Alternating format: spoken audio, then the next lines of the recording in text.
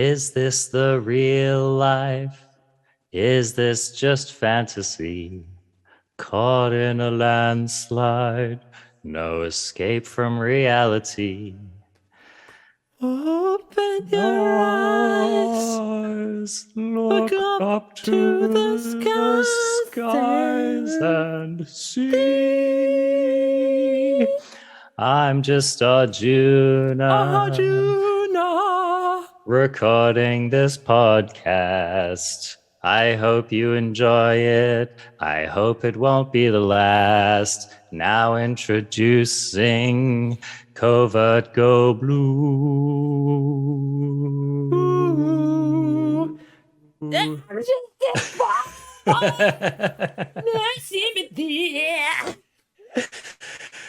Yeah. Easy come, easy it's go. No, Kill stop, your creature. stop. Counter your spell. Stop, all right, stop. They're turning it off. This is the Arena Craft podcast, and I just wanted to get a little surreal for y'all. However, Magic spoilers do feel a little bit like a never-ending song lately. It's just a constant stream of bangers, and that's basically what we're going to be talking about today. First of all, Covert Blue, though, how's it been going on the arena for you? That song probably thoroughly got rid of everybody who's here for just practical wisdom and information. And I'm glad. I'm glad that we have this time with the true fans who respect the genius that is the architect Arjuna and the nonsense that is the Covert Go Blue. So welcome to the Arena Craft podcast. And what have I been doing in the arena? That's a great question. Gosh, the days go by so fast. Today I've been playing 2022. Kind of nonstop. Okay, still on that. Still format. spamming it. Not sick of it. Yep. I'm crafting in my mind the tweet of thank you and appreciation I'm actually going to send right around rotation time, because I feel like standard 2022 absolutely saved the last few months for me. The last couple months of Eldraine Standard, because I've just been able to ignore that it's even happening, which is it's a beautiful feeling. You haven't been playing Nio and Ota? No, I made a video with it. I played 2 games and then I was done. You got your wins and you bounced? I think the very first game, I played, I don't remember what deck I was playing, but I logged in to play a game of Standard for a video, and my opponent, we went into turn 5. I played a Goldspan Dragon, attacked my opponent, and put out like a Shambling Ghast or something as a blocker.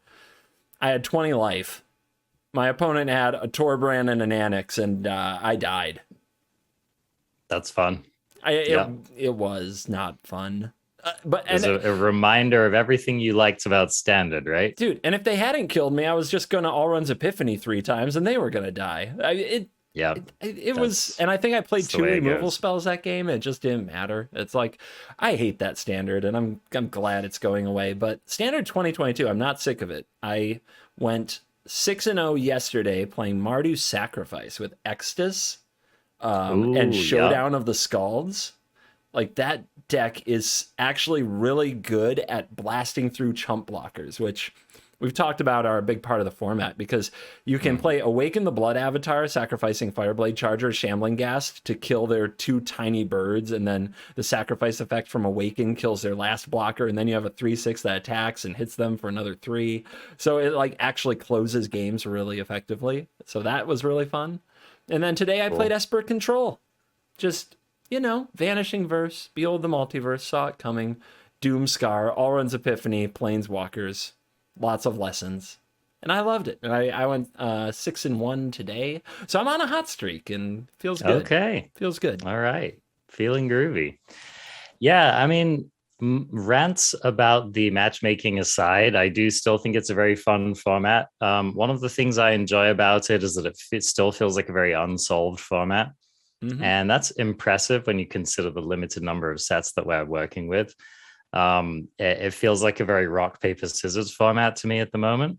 I have experimented with decks such as Golgari Harness Infinity, which I found very fun and crushed some decks, but was fairly inconsistent. I've been messing around a little bit more with this taking turns Velomarcus deck. Whoa. I hate to interrupt, but I've got to really quick. Did you ever get some non-Golgari, non-mirror matches games with your Harness Infinity deck? Because I feel like if there's a hot topic going by my YouTube comments, I think the people actually want an update on if it ever got better. It did get a little bit better, I will say. And here's another thing. I don't know if you've noticed, but the matchmaker hates some decks more than others. Here we go. So, let's warm it up. Let's get that rant going again. By the way, people are here for the rants. Like that was people feedback. dug the rants, right? So thanks for the feedback, Crafties. And I'm also glad that we're not the only people thinking about this out there. But yeah, man, the Golgari deck always felt really targeted. I never felt like I got really great matchups with it, but they did improve on my second play session a little bit, which was good. I got to see a few other things. I also got to test my theory about how good it would be versus the Blood Money deck. Results were very good so far, so that was nice. Trash talk. All right, cool. It turns out that Harness Infinity does go pretty hard over the top of most grindy plans. Yeah, that doesn't sound bad. Yep. And here's another thing, not to salt you in particular, CGB, but I have found that Blood Money deck can be pretty cold to just good old Faceless Haven, man. You can just maybe use up all of those, soul shatters, and then kind of get caught with your pants down. Anyway, let's see, what else have I been playing? I've been watching Ali Eldrazi stream lately. He's been spending quite a lot of time in the format and coming up with some pretty hot fire deck lists. He's just in general a great brewer. If you're ever looking for like fresh content, something to try, and someone who's like, he's well known as being like a really competitive jank brewer. He's actually won some tournaments playing, what was that, Lich's Mastery? He took down Mastery. Like a GP maybe? No, it was a Star City Games. Okay, it was an SCG. Yeah, it was a classic. Yeah. On day 2, so they have their main tournaments, and then on day 2 they play what's called classics, which are larger, good, well prize supported tournaments for the people who didn't make it in day 1, and he won one of those, I believe, is the story with Lich's Mastery. Yeah, so he's just always trying to squeeze a little bit more out of a format, and sometimes he strikes gold. And so he's a really great person to watch if you want to get some fresh ideas. He came up with a pretty cool Bant party deck, which I was playing around with. A little inconsistent, but could go off real hard. And another deck that I just watched him hit Mythic with, 65% win rate, Cody. So, apparently Cody can do some things. I've had some people spamming like play Cody at me lately. I guess that's where it came from. I'm telling you, when I play Cody, it dies. I don't know how this works for everybody else, but my Codys just enter the battlefield and die. Like it's in the graveyard before I even know what happened. Well, so this is the way that his games tended to play out, right? Because he was, including white in his deck. So it would be something like he'd play out a Cody, it would get killed, he'd wrath the board, opponent would play some other creatures, he'd play another Cody, it would get killed, he'd wrath the board. Eventually he'd just top deck Velomarcus, and they just run out of removal, So it's a Cody deck, unquote. it's like an all-around Epiphany Velomarcus deck, thinly veiled as a Cody deck. I think you got to backdoor it, man. Sure. Anyway, so those are just a number of the various things that you can do in the format and get some fairly high win rates with. So yeah, I think it's a sweet format, and I don't know. I've been back on my Civic BS, and that deck is still performing very well. Oh, I wanted to talk to you about the Civic BS. So are you still running Cyclone Summoners in those? Yes. And does it still have Blood Money problems? Okay. I had a couple games that I was able to close out. A card that really helped was a Seeker's Chariot. Okay, that's all right. Yeah, I had some. This is what I found with Blood Money, was that I was able to beat the deck when I came out aggressively, and basically the opponent either stumbled on Blood on the Snow. Like I had a game, for example, where I resolved a couple summoners and they just didn't have Blood on the Snow, and it ended the game very quickly. Or Vanishing Verse or Kaya. Wow. Well, they went through them. They went through them. Yeah, okay.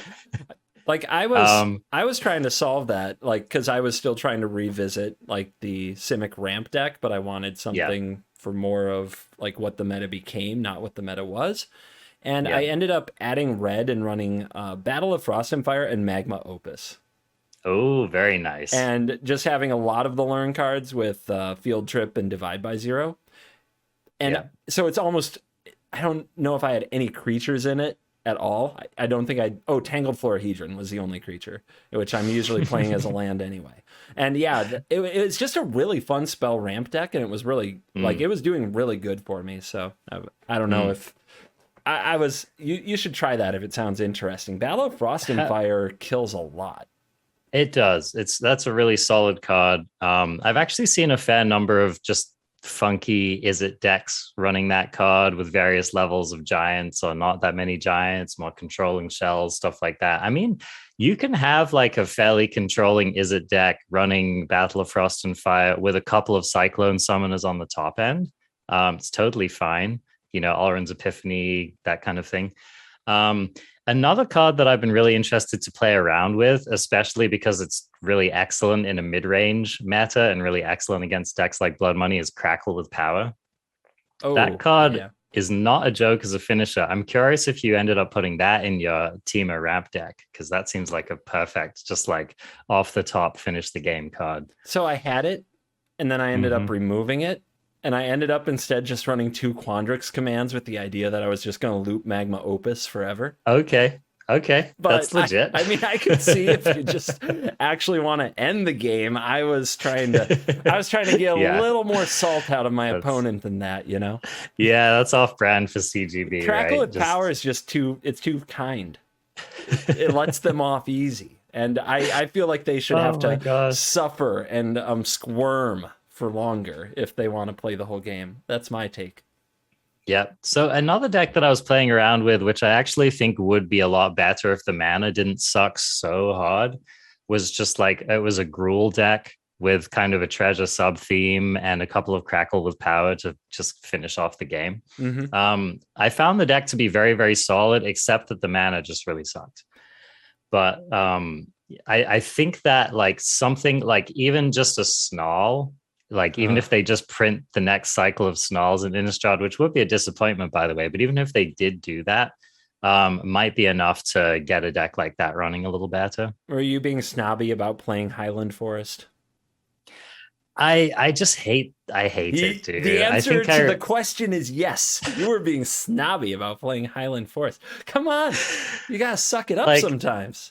Dude, Jaspera Sentinel and Highland Forest in the same deck feels so bad, man. Feels so bad. I will say, though, that a deck running, you know, Jaspera Sentinel, Magda, Goldspan Dragon, you can very reliably just dome your opponent for 10 with Crackle with Power. And the deck like is not a joke when it's running. So anyway, it led me to want to play more with Crackle with Power. I think that in a not Embercleave dominated format, or in a not Winota dominated format, you might actually live long enough to consistently deal 10 to 15 points to your opponent's face with Crackle. You heard it here, folks. Crackle with Power is Embercleave at home. That's kind of how it felt, dude. That's kind of how it felt. Or like it's kind of like Ultimatum at home, right? It's just like, what I liked about it was that when you have 1 or 2 copies in your deck, it just gives you inevitability, so that when your, you know, CGB watching opponent is trying to just loop Kaya endlessly, you can be like, well, that was cute. Let's end the game now. Anyway, as you can tell, I spend a fair amount of my brewing just thinking about how I can beat various CGB decks, since they're about 50% of what I play against on the ladder. So it's less of a vendetta against you, buddy, and more just a realistic assessment of what I need to be prepared for. Yeah. Sorry, not sorry, I guess. But hey, you're doing it. That's cool. There are people that's a good place to start. Trust me, there are a lot of people who want to beat every deck I ever put out. Yeah. I mean, if I can beat some of them, feel like I pat myself on the back. Yeah, so follow this guy. Check him out on Twitch.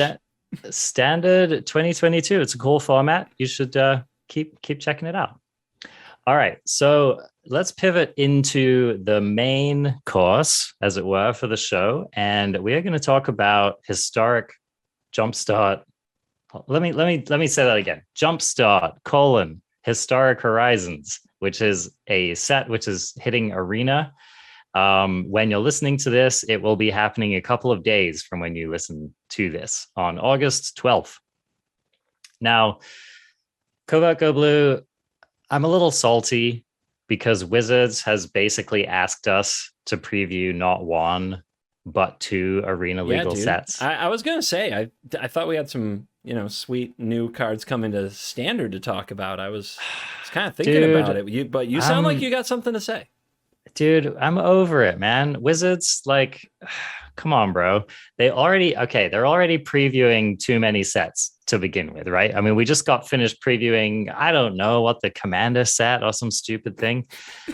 Now we've got jumps. I mean, imagine if you play not just Arena, but any other format in Magic. It's it never stops, right? The Magic cards never stop. And I'm not particularly one to complain about more Magic cards, but I'm just not going to preview more than one set on the podcast at the same time. That just crosses the line for me. We're not gonna have a segments of this set getting previewed at the same time this set is getting previewed. Dude, line in the sand. You're not gonna do it. I think it's BS. Yeah. Okay. And Wizards should do one set at a freaking time, and Arjuna's gonna make a stand right here, guys. Stay in your lane, Wizards. Come on. Forget that there's some Innistrad Midnight Hunt cards out there. We're not talking about them. That's the position. Next week, dude. Next week. Got it. All right. Okay. So with that said, we are going to revisit Historic Horizons, and we're just going to talk about a few more of the cards that have been previewed since we spoke last time, which, we think are going to have an impact on the format. So, the first one I wanted to mention, this is just a flavor mention more than anything else, but I just think this card's really cool. It's called Late to Dinner. So this nice. This is 3 and a white sorcery. And it shows a rhino with a ghost elephant, just having dinner. Anyway, but the text on this card is: return target creature card from your graveyard to the battlefield, create a food token. And in addition to this being a pretty sweet flavor, I just think that this is a card to notice. This is a mono white Reanimator card, which is, as far as Reanimator cards go, fairly competitively priced.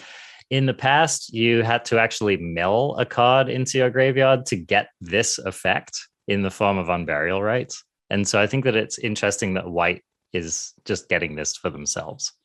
So if you want to play some kind of Reanimator strategy that doesn't involve black, then this is probably going to be in your deck. You also get a food token, which, that's, we've proven again and again that that's not nothing. So if you return, just for an example, if you return a Corvold, you get to immediately eat a food. You don't have to sacrifice a land. But I'm sure there's other uses for just having an artifact in play and bringing a specific creature into play. There's probably something there. Yep, absolutely. I mean, some of the more powerful cards in Magic's history are creatures that interact with artifacts, right? I look at this card and I see something like maybe you could do a Boros Velomachus Reanimator deck, right? There's just plenty of, or you could have decks which have an A plan, and then the B plan is to back end into Late to Dinner. I also want to highlight the fact that, you're going to hear this card a lot. All right. So get used to it, crafties. Dragon's Rage Channeler is a card which is basically just going to totally slam. It's going to body slam the historic format. And you're going to see a lot of decks which are A, going to be playing a number of creatures, beatdown plan. B, going to be putting a lot of stuff in the graveyard to turn on the Dragon's Rage Channeler.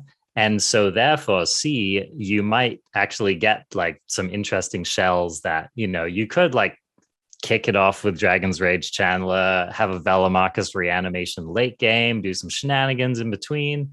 I don't know. Maybe that's a total meme, but these are the kind of things that I'm thinking about. Yeah, I think that looks really cool. I hadn't seen that one. Yeah, I dug it. Another card which I think could go into such a deck is Seasoned Pyromancer. So this is 1 red red, mythic creature human shaman at 2/2. When Seasoned Pyromancer enters the battlefield, discard 2 cards, then draw 2 cards. For each non-land card discarded this way, create a 1/1 red elemental creature token. But wait, there's more. You can pay 3 red red and exile Seasoned Pyromancer from your graveyard, create 2 1/1 red elemental creature tokens.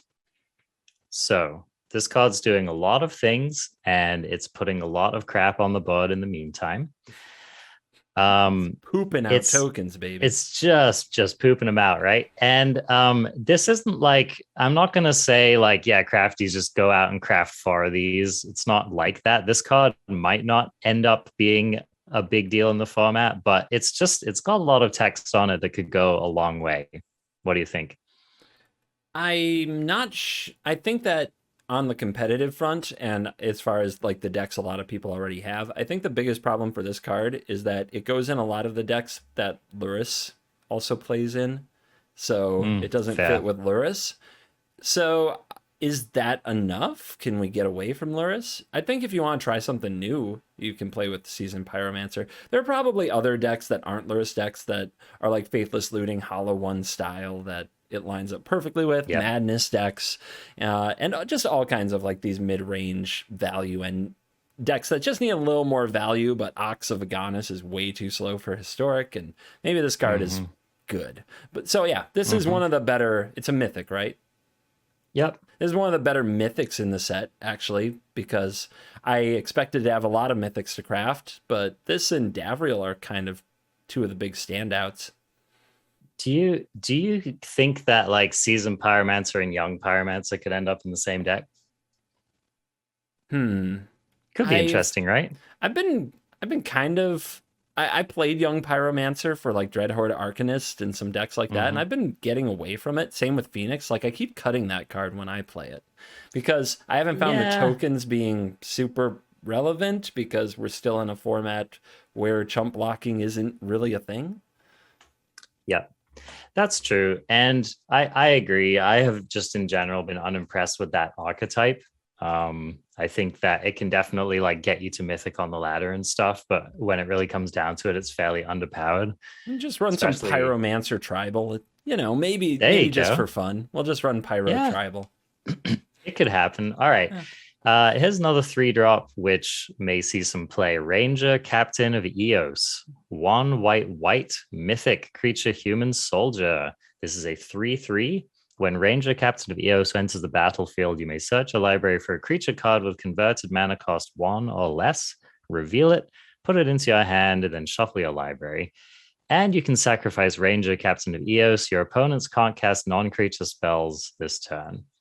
So I mean, this card just has like, creature combo written all over it. It has a nice little backdoor of if you're doing like a predominantly creature-y deck, like let's say a humans thing or something, you can also sack this during your opponent's upkeep on a key wrath turn, perhaps. So don't take that sack clause lightly. That can really shut the door against number of decks. Yeah. So I think the real question with this card is, what are we fetching? Does anything come to your mind when you think about this? So a few things stand out. A big one is Death Shadow. Yeah. So if you're going to play a Death Shadow deck, this might make it more worth it to run white. Isn't there Ranger of Eos is like the 3/2 that fetches a 1/1 or 2 1/1s? But that one didn't really make it. It was a bit too slow. This one is a bit of a better body and a more relevant ability. I also love that the sacrifice can push things through counter spells. So if there's like a creature combo deck, it's really good. That there's a lot of places where that Esper Sentinel I think we talked about last week could be a good fetch. Yeah. It could at least be a backdoor fetch, right? You can grab Dragon's Rage Channeler, right? That's kind of going to be around.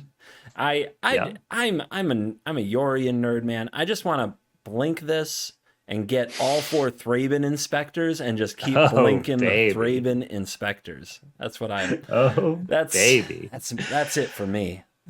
Well, I'll there's a card I'll read next, which will go very well in that shell. But another card that I was just thinking of is, and then it went right out of my mind. Is it a 1-mana creature? Yes. Okay. It was the 0-1 with pack tactics, right? Where you get to, what's that card called? So if you attack with, I call it the Croaky's nonsense card. The Croaky's nonsense card, right? Yeah. So if right? you're running a deck based around that card, boom, fetch it up with Ranger, Captain of Eos. There you go. This is copies 5 through 8. Jesus. Yeah. I gotta know now. Now I gotta know. I can't proceed. Yeah, I don't remember what that guy's name is. What the heck is that little thing called? The Minion of the Mighty. Minion of the Mighty, right? So that's another example of kind of like a game-ending 1-drop that you could want to fetch up. Did you see? And did you see that card got like a little buff, just a little one? Because scale up is in the set. Oh, scale up. Okay. Yeah. You know what? I wasn't gonna read that card, but I think that card's pretty sweet. So why don't we just pull that one up real quick? Scale up. Okay. So scale up. Sorcery for 1 green mana until end of turn. Target creature you control becomes a green worm with base power and toughness 6/4. But you can also overload it for 4 green, and that means that every creature you get becomes that. I mean, yeah, that's a heck of a combo, dude. Dude. So before you needed like turn 1 Minion of the Mighty, turn 2 Giant Growth Infuriate, and then you had to have Terror of Mount Valus in your hand. Now you can just have the Minion of the Mighty, and with 1 card scale up, give it 6 power, and if you have Mount Valus in your hand, Terror of Mount Valus, and you attack, it's 20 damage on turn 2. There you go. 22 damage, right? No, it's more than that. 6 double strike, 5 double strike. It's 20. Yeah, 22. 22. Yeah, and then you can come up with versions of that which go off hard on turn 4 as well, right? So let's say that the turn 2 one doesn't get your opponent. Maybe you Ranger Captain on 3, and then on turn 4 you try it again. Don't forget, you sacrifice the Ranger Captain, and they can't stop you. They can't interact with the combo, right? So. Okay, it sounds ultra janky, but like you're probably going to get got by this at some point on the ladder. Plus, I mean, scale up's a sweet card, dude. In the late game, you just freaking jam it and just overrun your opponent. Not a bad card. All right. So the next card I wanted to talk about, which I think you're going to like, Covert Code Blue, is Soul Herder. So this card sees play in Modern, I believe, and can be a very powerful card. 1 white-blue creature spirit at uncommon, by the way. It is a 1/1, and whenever a creature is exiled from the battlefield, put a +1/+1 counter on Soul Herder, and at the beginning of your end step, you may exile another target creature you control, then return that card to the battlefield under its owner's control. So this like Thassa is basically Soul Herder at home. 3 mana, and it gets bigger, and it does only blink creatures, but I guess Thassa did as well. Mm-hmm.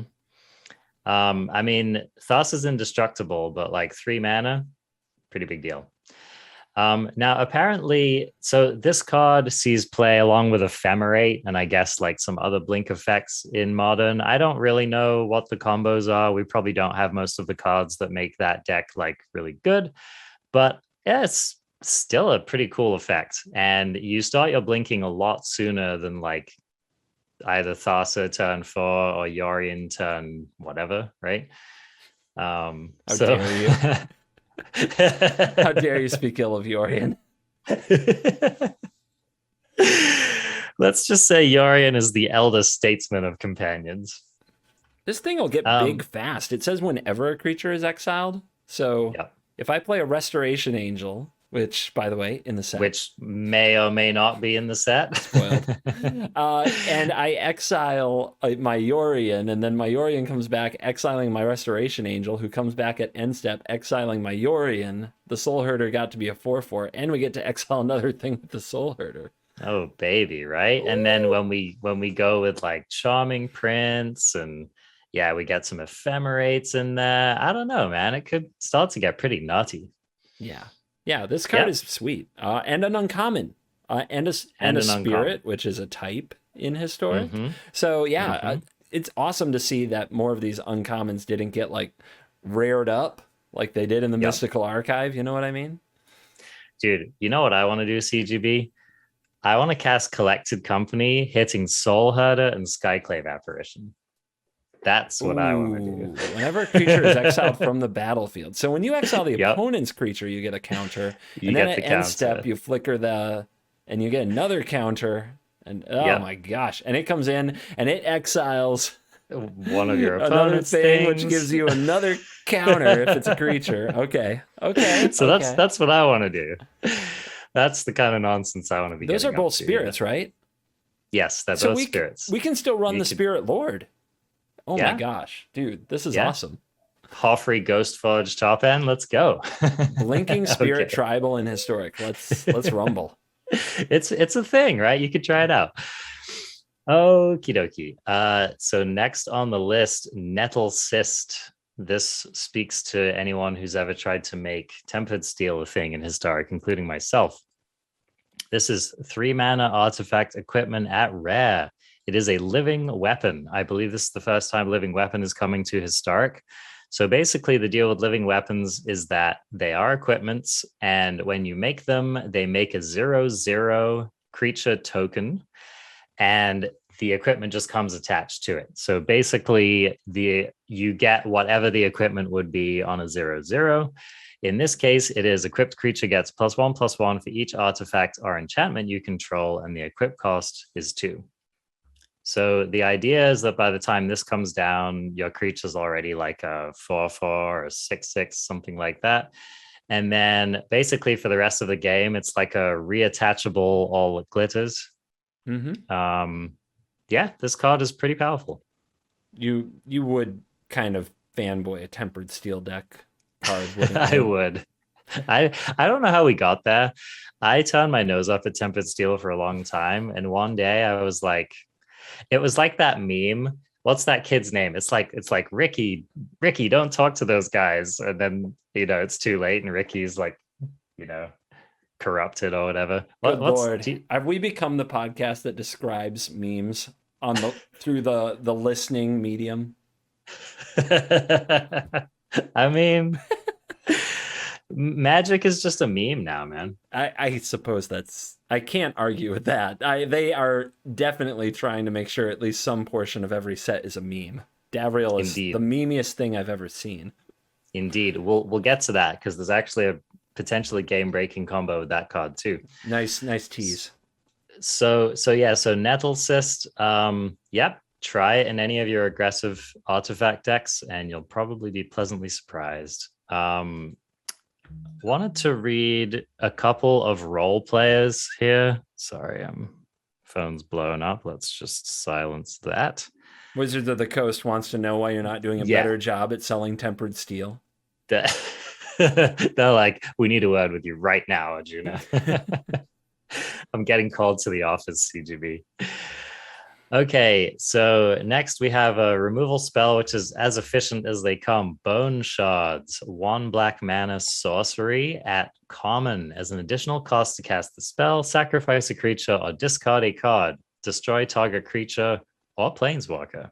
Good Lord. So apart from this being a sorcery, I don't see a lot wrong with it.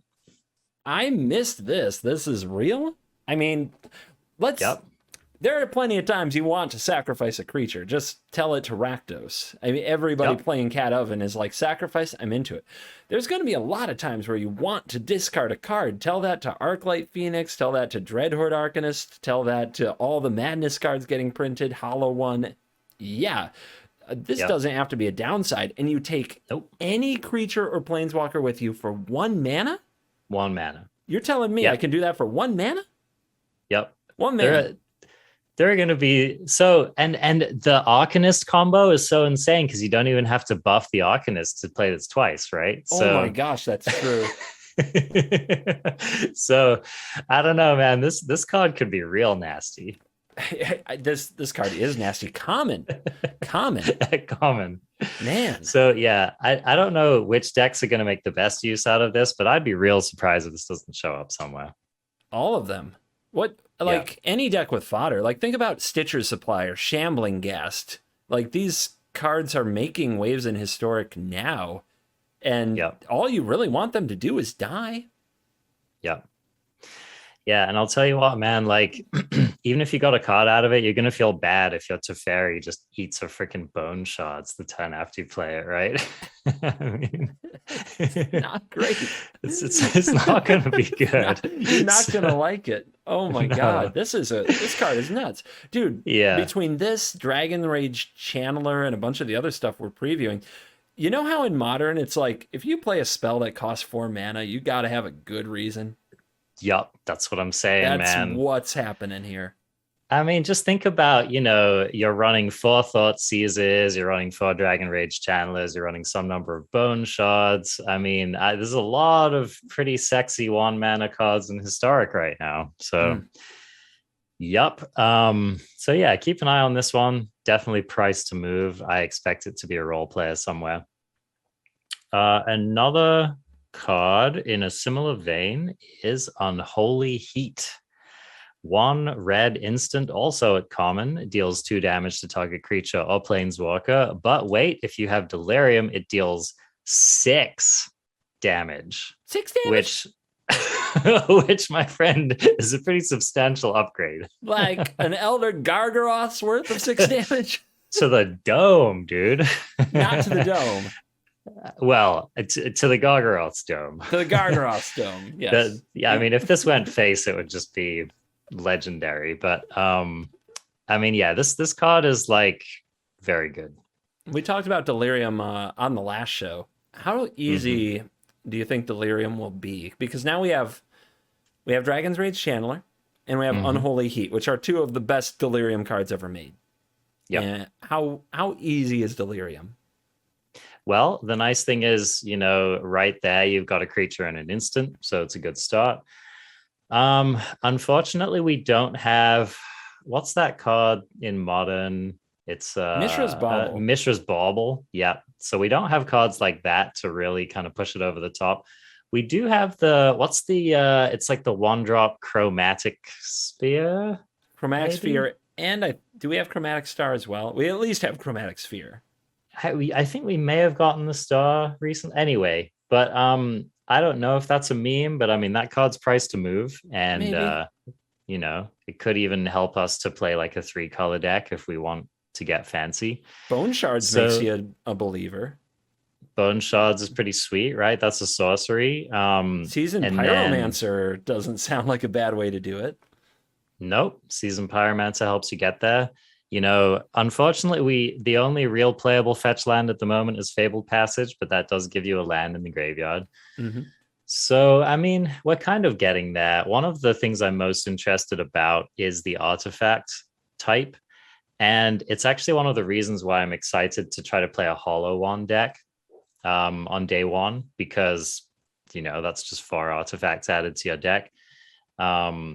And, with all of the like Faithless Looting and stuff like that, you could easily end up with one of those in your graveyard. Scrap Heap Scrounger also sounds like a nice kind of double duty there. Yeah. Yep. It gets in the graveyard, also gets in there. Both things that a deck like this is sounding like it wants to do. Stitcher's Supplier feels like it could make a little comeback. Could make the cut for sure. Yep. So, yeah, I don't know. I think we're going to have enough tools, whether it all fits together well enough, whether it's an efficient enough package, whether it's better than what else is going on, who knows? But it's a solid start. But I do agree. I think that the artifact type is currently going to be the hardest one in Historic. We just have a lack of like really, really cheap, super duper efficient artifacts like some of the other formats have. I was having trouble thinking of enchantments too.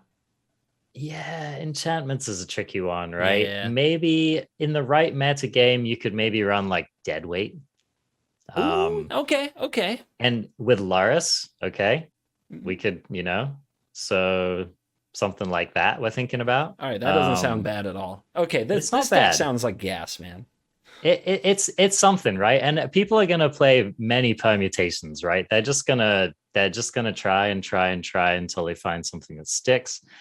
So yeah, I have my own ideas on various janky builds I'm gonna try that probably aren't gonna be the best builds, but yeah. Anyway, there's options, right? We have stuff to do. Okay, next. Let's see, I kind of went out of order on my list here. Just wanted to hit very quickly on the Merfolk. They printed 2 fairly powerful Merfolk creatures. The first of which is Violin of Sea and Sky. This is 1 blue. Legendary creature Merfolk god at Mythic. It is a 3/4. Violin has indestructible as long as you control at least 2 other Merfolk. Whenever Violin attacks, draw a card, and other Merfolk you control have ward 1. So all I'm saying is that's quite a lot of text on a 3-drop. This card is going to survive a Wrath most of the time. It's a sticky threat. It makes the rest of your Merfolks, harder to kill. So the question for me is like whether Merfolk is just going to be good enough in general. We need to get a critical mass of Merfolk. But I mean, I don't know. This card certainly seems powerful enough. What do you think?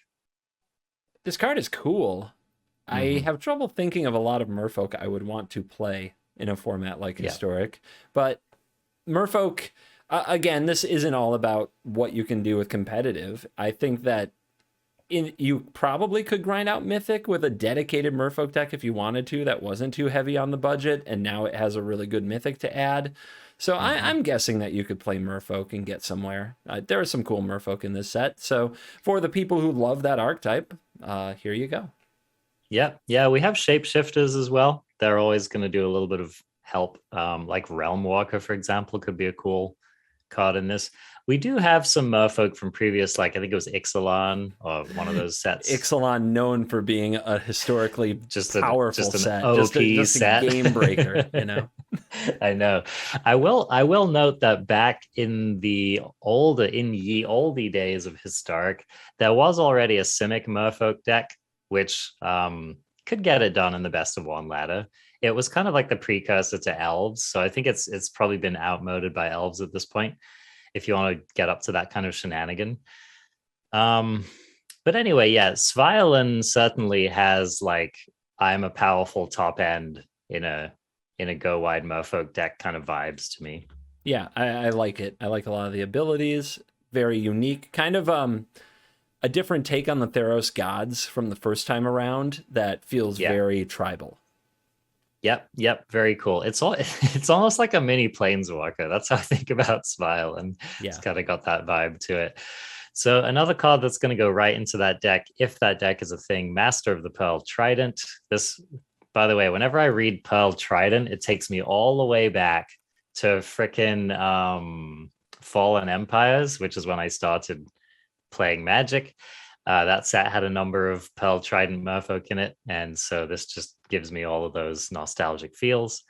Anyway, this is none of them were good, by the way. Nope. Okay. blue for a 2/2 creature Merfolk at rare. Other Merfolk creatures you control get +1/+1 and have Island Walk. So just a real simple 2-mana Lord with occasional upside, shall we say. But I think this card goes into your Merfolk deck if you end up doing one. Island Walk, dude. Island Walk. Blue cards to beat blue cards. The ultimate, like, this is why I don't play much Merfolk. They're the ultimate traders. They're best against other blue decks. That's just the way it works. I know. Well, fortunately, it doesn't really matter for you, CGB, because you don't do a whole lot of blocking anyway. But yeah, just for any of you youthful, sweet summer children who may not know what this keyword does, Island Walk, Forest Walk, Swamp Walk, basic land name walk basically means that if your opponent controls one of those, and actually it doesn't even have to be a basic, it just needs to be a land called, isn't that right? Like, yes. If they just has to be an island type. it just has to have the type, right? So if they control a land with that type, then they cannot block a creature with that land walk. So, in the right match, like for example, let's say you're playing against a blue-white auras opponent, you're playing a Merfolk deck, and you get this thing down. All your creatures have the walk, they go the way of the walk, and all of a sudden they can't block you, and you crush them, and it feels great. So great. That's the way it played out in my fantasy in my head.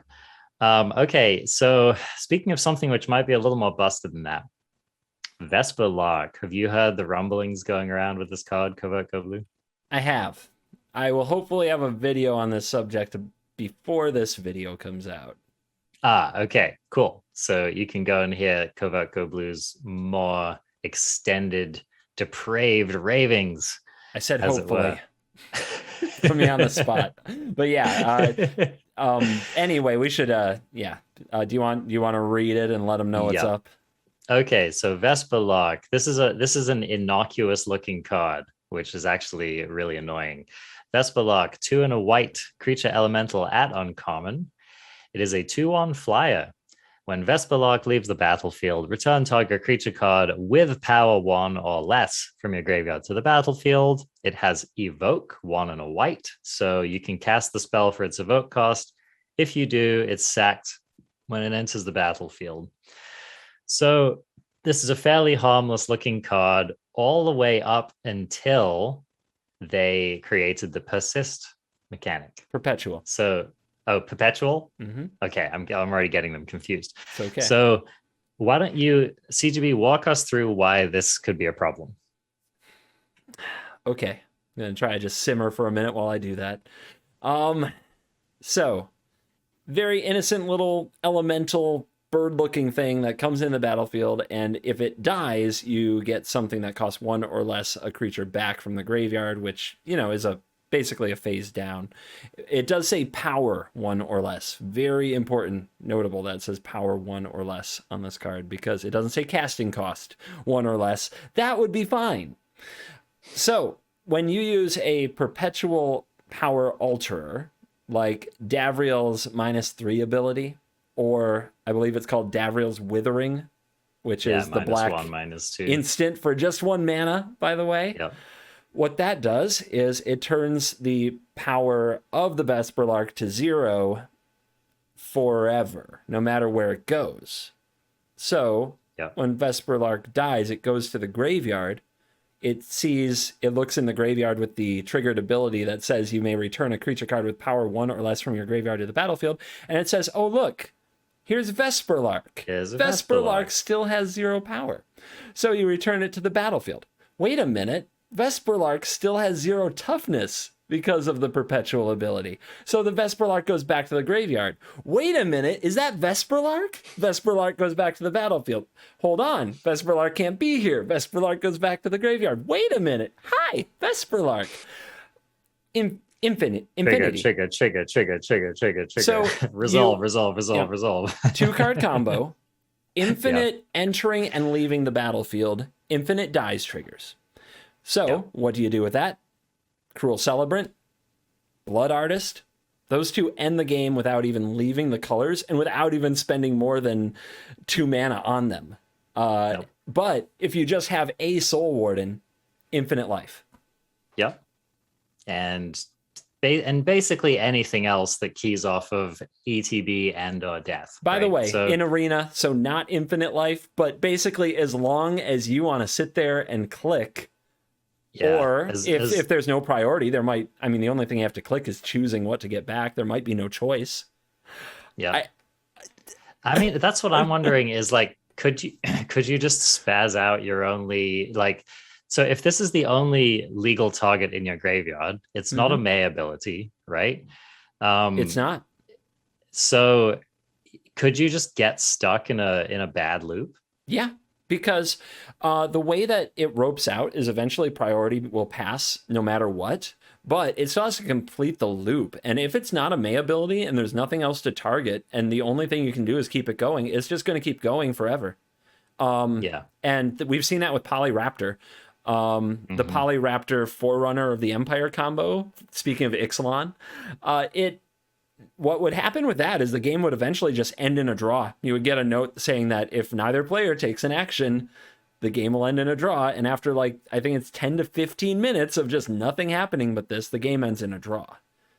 So you can, in a very ugly way, draw a game of Magic with this if you don't have the win con ready, if you don't have the Blood Artist or the Celebrant. You also can't stop it, again, because it's not a May, if you have nothing else in your graveyard. This is... Yeah. Dude, what the hell? Why? Why is this in the set? Did they not even just nobody paying attention? It didn't have to be in the set. It's the most random, silly uncommon to be like, we're just filling out the file. We're just getting a couple more of our 800 freaking cards. Why?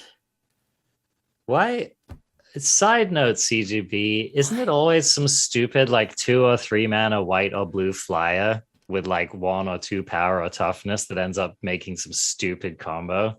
It's like you go either it's like Pestamite, there's I can't even think of some of the other ones. Anyway, point being, cards like this should have a little flag on them, like in the Wizards development file, they should have like a little danger flag on them, right? And every time you add it to a set, you're like, okay, gotta check the card list, make sure that it works with, I don't know, one of the main mechanics of the set.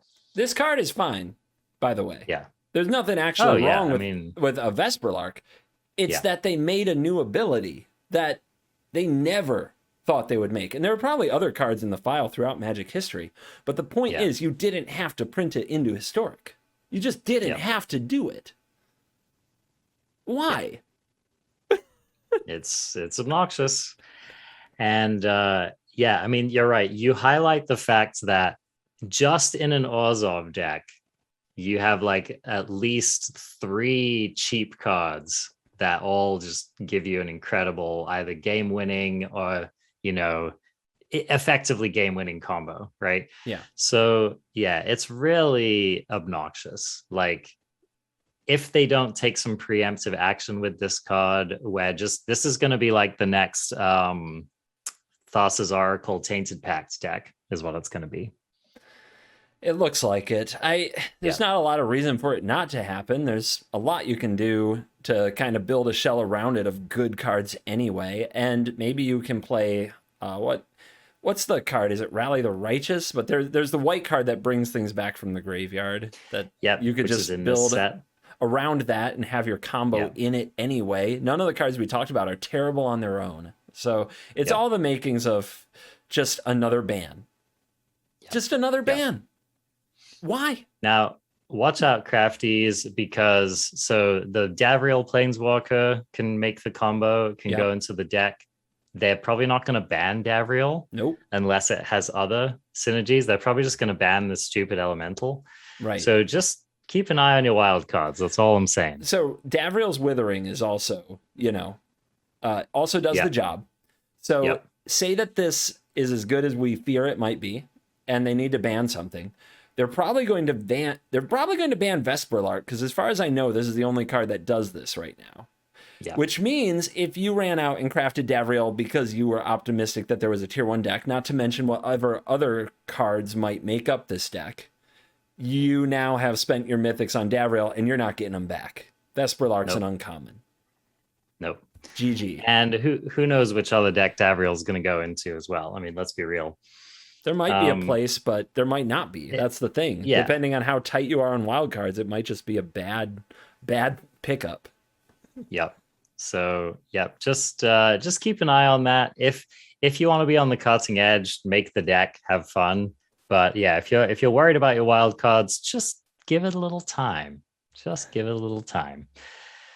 Oh man, at CGB, think about all of the unmod ego memers who are going to come out of the woodwork with this deck. It's not broken. You can name Vesper Lock with your unmoored ego, and then they can't combo you anymore. I will farm this deck all day. It shouldn't be banned. Got him. Got him. Don't know why you guys are so worried about it.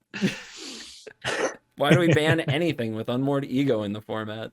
I know. We could have Unmoored Ego'd Brainstorm anytime. If only they knew. If only the pros and wizards and everybody knew about Unmoored Ego on Brainstorm, we wouldn't have to ban anything. Dude, I Unmoored Ego Embercleave all the time. Don't know what everyone's worried about. Oh my God. There are people who have said that to me. Oh my gosh. It's even cheaper. Why are you worried? We actually we touched on this earlier, but I forgot to read it. So Restoration Angel, one of Covert Go Blue's favorite cards of all time. Do you want to do the honors with this one, Covert Go Blue? I don't even need to look. Yeah, from memory. 3 and a white, 4 mana total. 3/4. Flying Angel. When Restoration Angel enters the battlefield, exile another target creature you control and return it to the battlefield? Or was this okay, exile target non-angel creature you control? Did they get that right? Yep. Okay, yep. They did get that part right. Because I remember that templating is important so it doesn't loop itself. Good idea. But yes, exile target non-angel creature you control and return it to the battlefield. Yep. And I know that you know this, but you forgot to say it, that it has flash. What? It has flash? Yes. Oh my God. It does. I forgot to say it. Maybe I should look at the cards while I read them.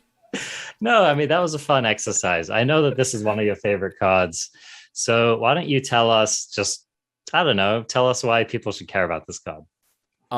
If you are a Magic boomer, one of my favorite things, one of the times I came back to Magic, this is 7-8 years ago now? It's a long time ago now, was because I saw some people casting Restoration Angel and blinking Thragtusk, which is the 5/3 that when it leaves the battlefield makes a 3/3, and when it enters the battlefield makes 5 life. And that card is legal in Historic, so you can do that. It's probably not Historic power level, but basically the flexibility, the ability to do this at instant speed, save your creature, the ability to do it in combat, ambush something, really just a sweet card. Like, I don't know, man. Why should they care? It's Resto Angel. The card like defined a format for a long time. It's so amazing. So much fun. Yeah. So this is one of those, this is like a Bane Slayer, right? Where like when people are describing cards, they describe them as Restoration Angels. The Orion is basically like the granddaddy Restoration Angel. Or Mega Resto Angel. The Kingpin. Yeah, the Godzilla of Restoration Angels. I no longer have to play like Thassa or Glasspool Mimic or something like that. Resto can blink my Yorion at flash speed and then reset and blink everything else, including the Resto Angel, which can come back and I don't have to play Charming Prince. Oh, glorious. My gosh, it's amazing. So here's my question for the more furrowed brow mages among us. Like, is Resto Angel going to show up in Historic? Do you think it's good enough? Even because for me, the cost is the main thing. Like, are we really wanting to put 4 mana into this thing? Oh man, I mean, I have trouble. I have trouble with it because Jeskai Control just doesn't have targets that it even wants to play. It's the closest thing to a deck for it, and otherwise, why would you not play a Lurrus deck most of the time? We've talked about all the awesome cheap cards. In competitive Historic, I think it's going to be pretty hard to do Resto Angel things, and it's too bad because Blade Splicer's in the format, Thragtusk is in the format. There's like all these cards that I used to Resto and giddy. I mean, cackle with glee every time I did it, and I don't think it's going to be happening in competitive Historic, but it'll be good for fun. And honestly, I keep on saying competitive Historic because I've been kind of trained to, and I usually think about it, but maybe Historic's supposed to be fun, man. Dude, I mean, it's kind of like Andrea Mengucci says, like, it's a bit like Modern where you should just play what you like, right? Yeah. Like, I think Historic's fine. Like, you know, you can have some powerful game-winning Resto Angel deck. Maybe it's a bit too slow, but when it works, it's great. But bro, I'm going to play Elite Spellbinder. I'm going to take your awesome card. During your draw step, On the next draw phase, I'm going to Resto Angel, my elite spellbinder, and take your new card. Epic. So, can I tell you what I want to Resto Angel? What? All right. This is the card I want to Resto Angel. Thought Monitor. 6 and a blue. Artifact creature construct at rare. It is a 2/2 flyer for 7 mana. So, well, why are we paying all of that mana? Well, we're actually not. It has affinity for artifacts. CGB affinity is back, baby. Okay.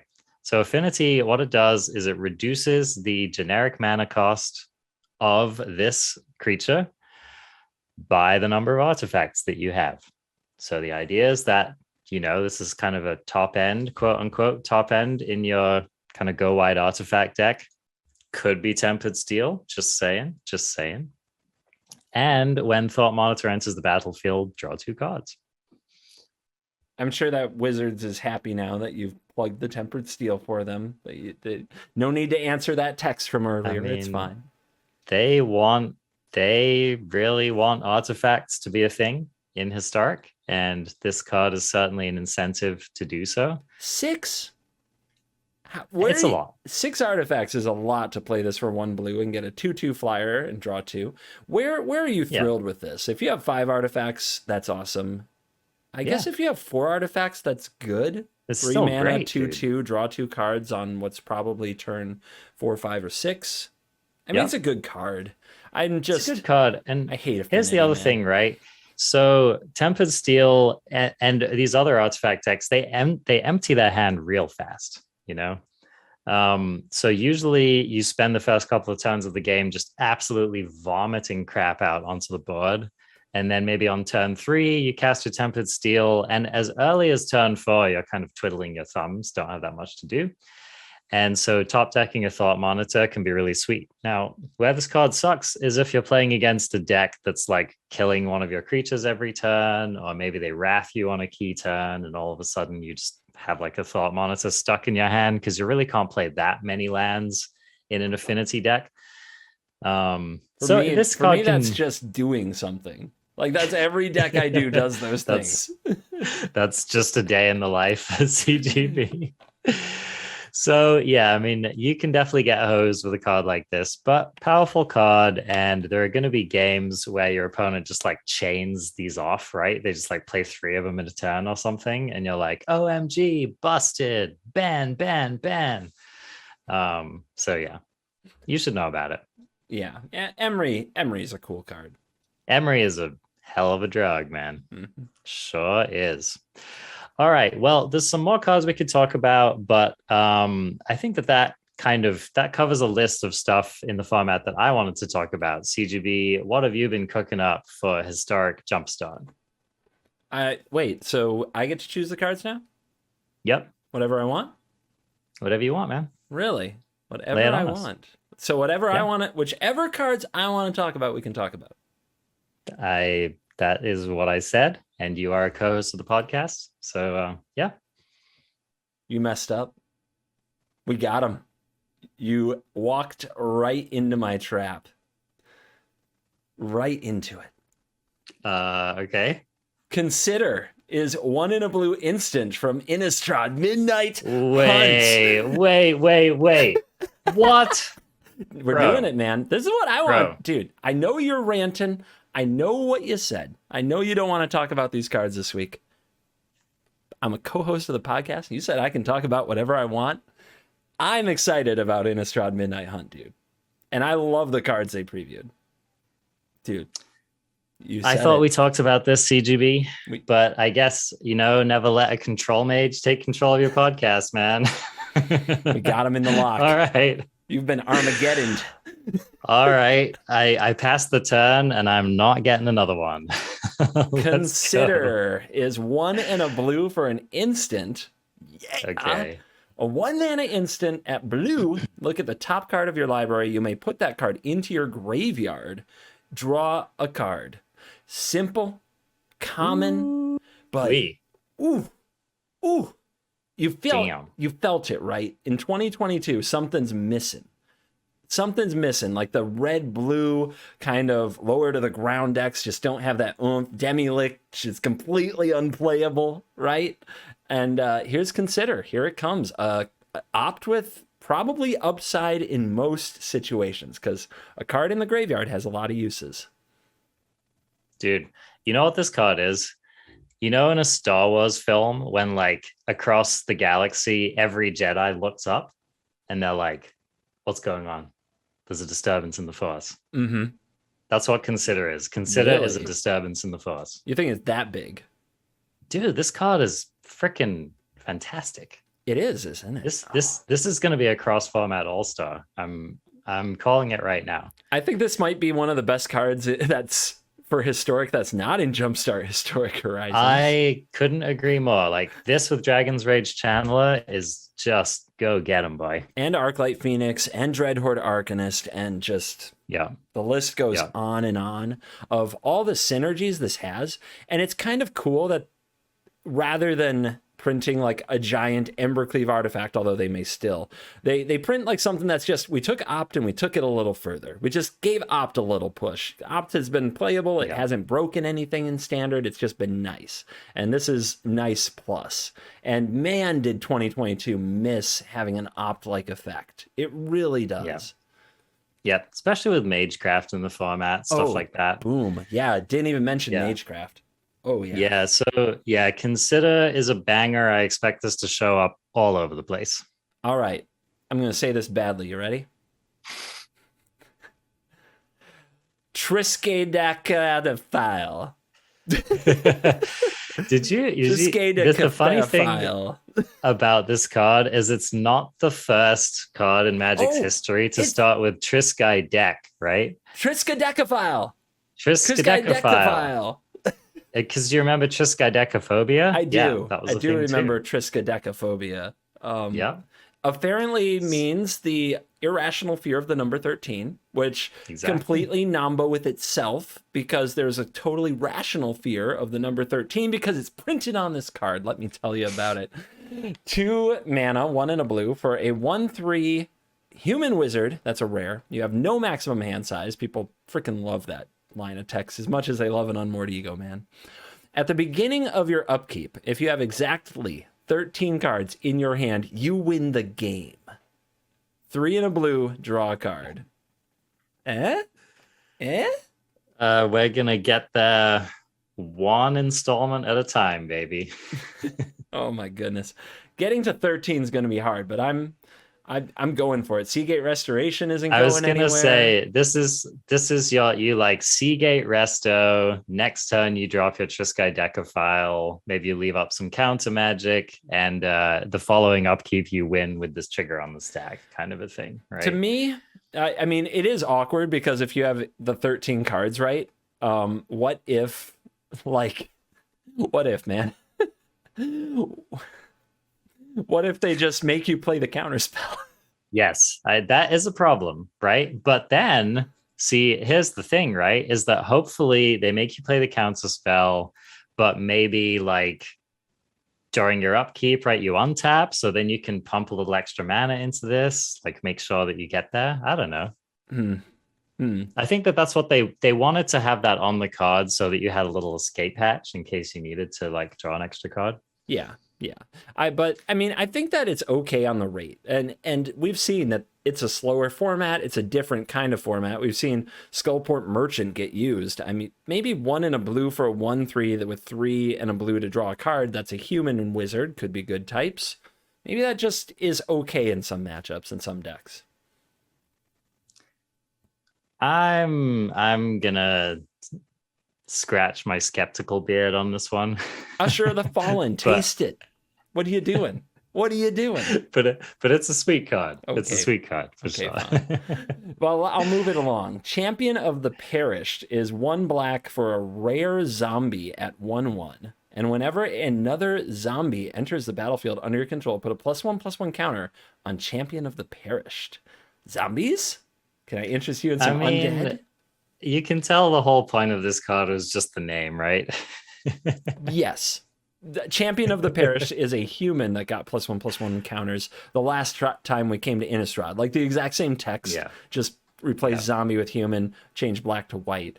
So Flavor Win, the champion of the parish, died and is now the champion of the parish, still doing the same thing in the afterlife. Beautiful. Yeah, it's cool. Yeah, cool card though. I mean, zombies decks sure do like to have a lot of zombies into the battlefield. So it's priced to move. I don't like immediately love this card, but if there's like some aggressive zombies deck, like for example, the deck that a version of a deck looking like the one that Jerry Thompson used to win the Pro Tour with, a card like this could be pretty good. Reprint Crypt Breaker, man, and it's on. Oh, we need Crypt Breaker again. It's in Historic. Which we do have in Historic. So, you know, Historic zombie mages take note. We might start getting some pretty good stuff for that archetype. Infernal Grasp is 1 and a black, so 2 total mana. For an instant at uncommon, destroy target creature, you lose 2 life. Heartless Act, eliminate. They ain't got nothing on this. It hits everything.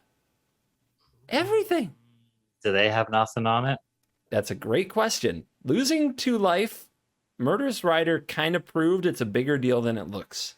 But like that was a much faster format. That was a much faster format. That's a good point. Yeah, that's a good point. Mm-hmm.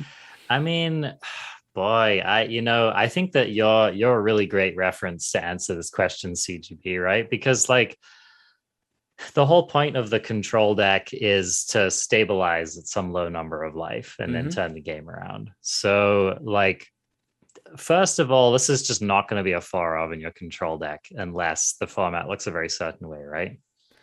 Yes, I'll go with that. I mean, I don't know. I'm just thinking I'm going to run a ton of environmental sciences in my best of one learn board, you know, and get it back. We'll get there. Just going to get it back. We'll get there. Yeah. I mean, okay, so on the real, like this format really isn't that fast. I think like the fastest decks I've seen are maybe like mono white go wide. And this card's pretty bad against them. But like, I think this is a fine play against mono green, for example. You know, they play stuff like the troll and stuff. There's a pretty good little tempo advantage over them by playing this. They don't get your life total low too quickly. Obviously a fantastic answer to something like Goldspend Dragon. Oh, Faceless Haven, dude. That card's got to die. And it's actually hard to find a 2-mana answer to Faceless Haven. Very true. This kills all of the creature lands. That's a huge plus for it. So yeah, I mean, for me, the real question is how many, right? Yes. Because we do have to remember that, you know, and I think Standard 2022 has reminded us that we're not going to have Heartless Act and we're not going to have Eliminate in this coming format. And so we'll take the Doomblade we can get, basically. And I think this format has also reminded us that Power Word Kill, not an amazing Magic card. Although it's making waves in Standard right now in the Challenger Gauntlet. Oh yeah, it's like a 4-of in several decks, at least a 2-of in most rogue lists, but a 4-of in a lot of ultimatums because Standard's a lot different from 2022. Standard. Yep. That's a good point, right? So if a meta looks different, and I think that's what it's going to come down to, like the split that you play between Infernal Grasp and Power Word Kill and other black removal spells is just going to come down to what you expect the format to look like. Moving to the next one, I'm going to talk about Join the Dance, which is a gold card, green and a white sorcery. It is uncommon. Create 2 1/1 human creature tokens. It has flashback for 3, a green and a white. So flashback is coming back, which if you missed it, that means you can cast this from the graveyard and then you exile it. I mean, that's a lot of humans. I think that Make 2 Dudes has always found a home. Mm-hmm. Yeah, it's just hard, right? Because you compare it to Raise the Alarm, and it kind of sucks in comparison to that card. But I totally agree with you that still a looker, still a card to consider, for sure. It also depends. Last time we were in Innistrad, we had good human synergy. So if there is another champion of the parish or Thalia's lieutenants, making humans is going to be important. It's usually a try. Yeah, for sure. Yeah, and I mean that flashback is not nothing. In my experience, by that phase of the game, the humans aren't going to make a huge difference, but there are many things that could change that. Yep.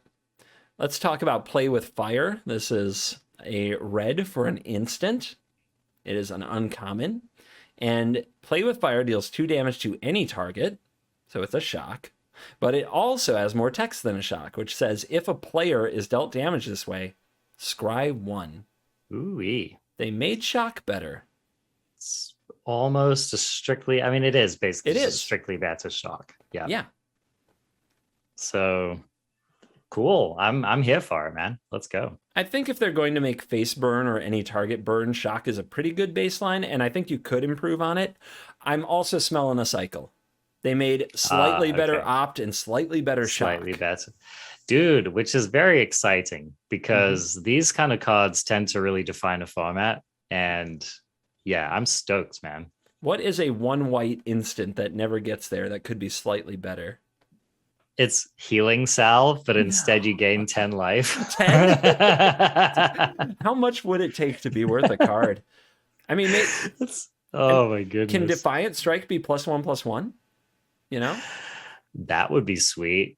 And draw that would a card? Be a heck of a card. That's dude. A good card. That would be a heck of a card, man. Yeah. I don't know. I'm curious what else they can do. So we'll see. Yeah. Very cool.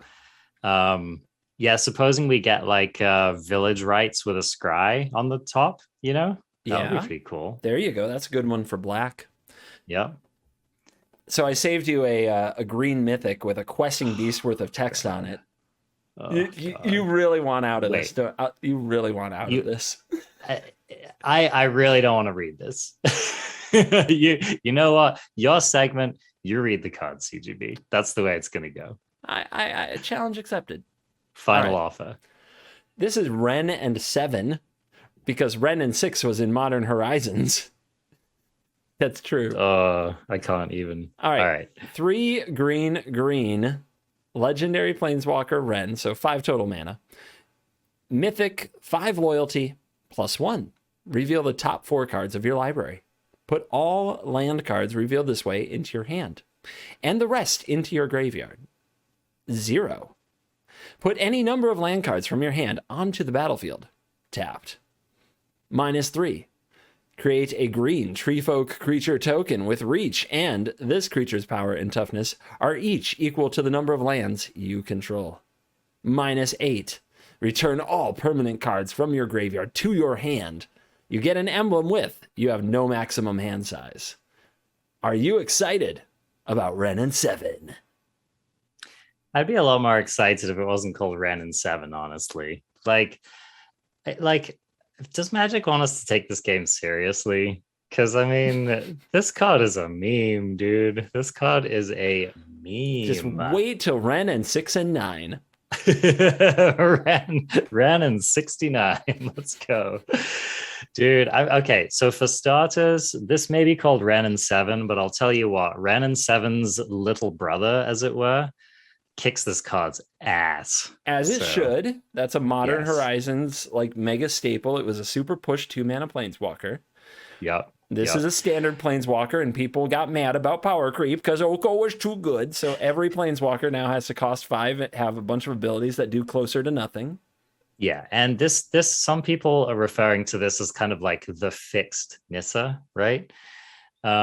Which I see an argument for that.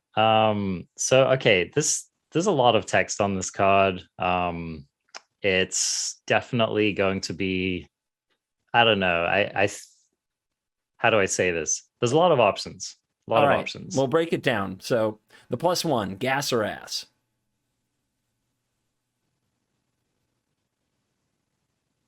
I'm going with ass. Oh, you don't like it? No. Dude, we used to spend a card on this back in the day called Mulch, Mulch was a 2-mana card. Here you get it like every turn on a +1, going up to 6 loyalty. You draw a couple lands. Do you need? How many lands do you need? You need all the lands. I'm a control mage, okay? I need every freaking land. Oh, you're going to play this in your control Do you have any idea how many creature lands I can be grabbing? Are your Cyclone Summoners going to cast themselves? Answer the question. That's what I thought. I do just fine without Ren and 7, that's for sure. Okay. I mean, I think the +1's okay, but how about the 0? How about the 0? Yeah, I agree. Mostly ass. Doesn't look great to put any number of land cards just boom onto the battlefield. I don't know. I will say though, you can run a lot of creature lands. You can run so many. That's true. We're just going to run like 40 lands. All the creatures in our decks are going to be lands. Anyway, minus. Oh, you know, this card with, what is the class? Is it Dryad class that lets you play multiple lands? Yep. Yep. Okay. All right. Let's talk about this. Let's talk about this -3, which is the ding, ding, ding. All right. So, I mean, 5 mana creates a probably 5/5 Reacher, which just craps all over a Goldspan Dragon, and it's pretty good, right? So pay 5 mana, get probably a 5/5 Reacher plus a 2 mana Planeswalker that can, a 2 loyalty Planeswalker that can do stuff next turn. Like, now we're interested, I think. Yeah, that's a very good slam on a board where you're worried about what happens to Ren and 7, or you want to create pressure.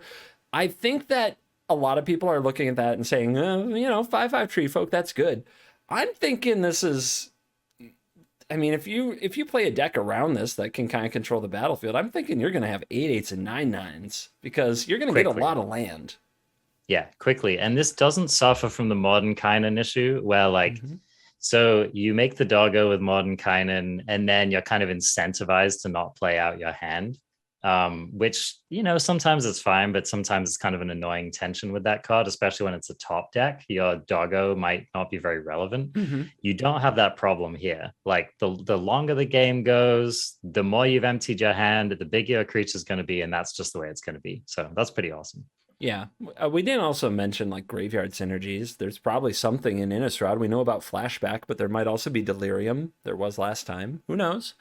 I also feel like people forget about Battle for Zendikar last fall being the landfall set. There's a lot of cards that require landfall that aren't seeing much play because there aren't a lot of easy ways to enable them. Yeah. Anyway, what do you think of the -8?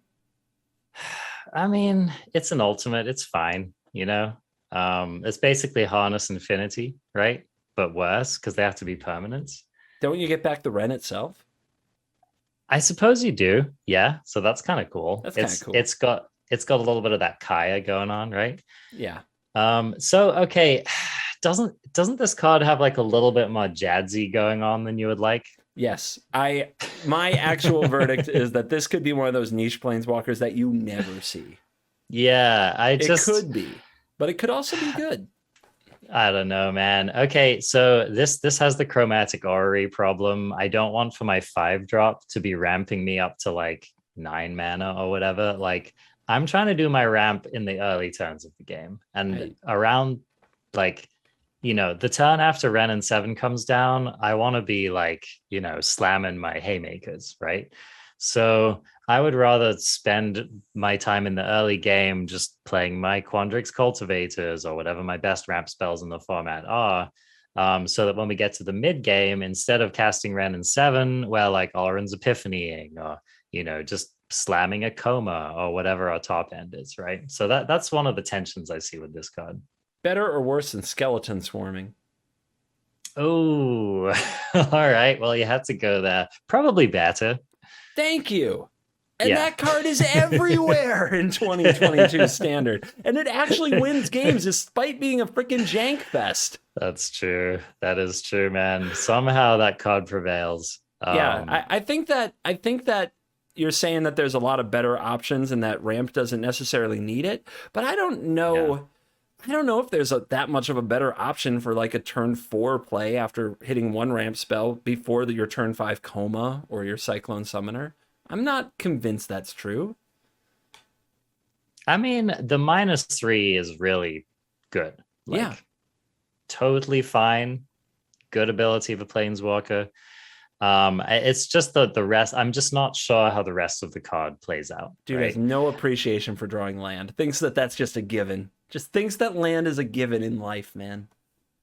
I mean, it's cool. Like you plus it, you draw 2 land. I'm not saying that it's bad, right? But I just think that like there are going to be so many board states where you look at this card and you're like, not it. This is just not it. I think you're going to be feeling this card after you play it. That's what I'm going to predict, that this card isn't necessarily a banger, but that it's going to get some play and it's actually going to be really fun. Like, people will like it. I will give you that, like, there's powerful text on the card, and this can definitely set you up for like an unstoppable late game.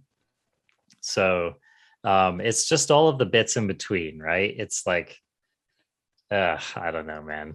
So I think what you're trying to do with this card, the play pattern is probably something like drop it, -3, hope it lives. The following turn, you +1. You set yourself up for your next couple of land drops. You keep churning towards your big late game. And yeah, if all of those things conspire in a decent way, then cool. You got excellent value out of your Ren and 7.